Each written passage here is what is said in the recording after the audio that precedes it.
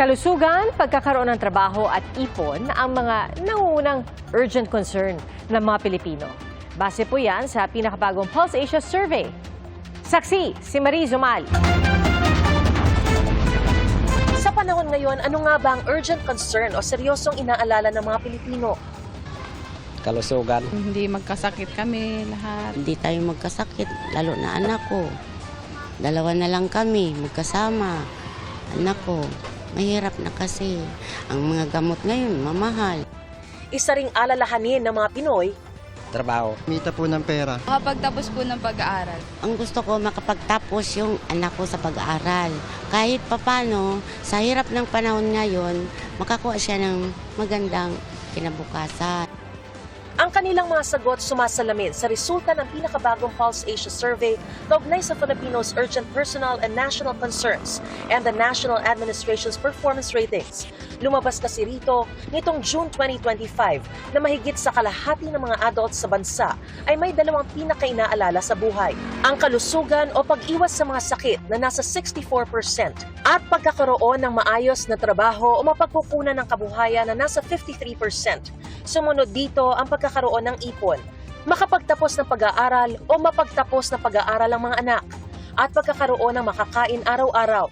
Paliwanag ng sociologist na si Brother Clifford Sorita, ang kinakailangan daw kasi ayon sa mga pag-aaral, the first need daw ng isang tao is for the person to be able to primarily to survive. If a person daw exists at nakakaagapay siya sa pang-araw-araw na buhay niya, at least meron siyang sense of hope na magkaroon siya ng, a better life. Mm-hmm. The second level of the needs is what they call ngayon security needs. Mm-hmm. Kasi sabi nila, aanhin mo daw yung mag-survive ka, pero kung may pangamba naman sa puso mo na hindi ka naman, hindi ka man ligtas, hindi naman masusustain. Mm-hmm. And then finally, the third need sa hierarchy nun is enabling needs. Sense of purpose naman.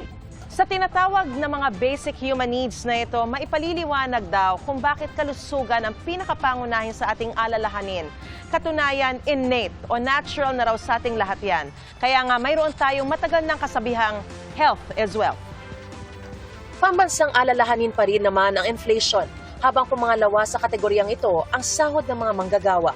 Isinagawa ang nationwide survey mula June 26 to 30, 2025 gamit ang face-to-face interview sa 1,200 na kinatawan, edad 18 taong gulang pataas. Mayroon itong plus-minus 2.8% error margin at 95% confidence level.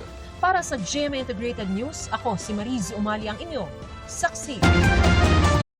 Mga kapuso, maging una sa saksi. Mag-subscribe sa GMA Integrated News sa YouTube para sa iba't ibang balita.